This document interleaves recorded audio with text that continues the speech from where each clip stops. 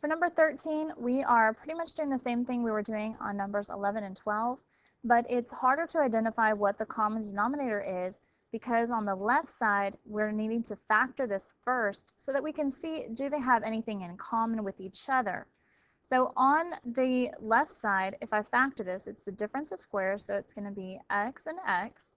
And since it's 25 here and it's a minus, we're going to need to, factors of 25 and that are identical except for the sign so that there's no middle term. So that's what makes it where it only has two pieces instead of normally having three in that type of problem. So we have the two factors x minus 5, x plus 5. Now they both have an x plus 5. So we know that our denominator that we're going to have is for sure going to have x plus 5 in it. Each of these fractions here only have one x plus 5. So our denominator is only required to have one x plus 5. Now we also need to go and see if there's any other different pieces other than x plus 5 in any of the denominators. This one has an x minus 5, so our denominator is also needing an x minus 5. It needs to have all the different types of pieces that we have. So we've got an x minus 5, we've got x plus 5, and we've already got x plus 5 taken care of for this one, and there's nothing else with it. So this is all we need for our denominator.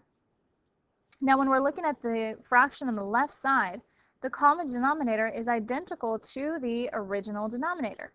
So we do not need to multiply that numerator, by anything. So we're just going to copy that numerator as it is. Now on the right side, the denominator is changing. The denominator that was there is being multiplied by x minus 5. So we need to take that 2 and we're going to treat it as though it's a negative 2 because of the negative in the middle. So I'm going to put negative 2. And it needs to be multiplied by the x minus 5 because that is what the denominator is being multiplied by.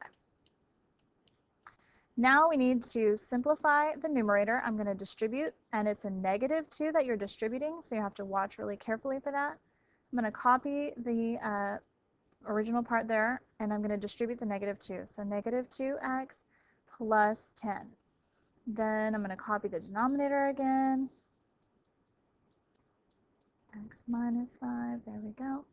And combine like terms from the numerator. I have a 3x minus 2x means I just have x. Negative 5 and 10 means that I have plus 5. On the bottom I have x plus 5 and x minus 5.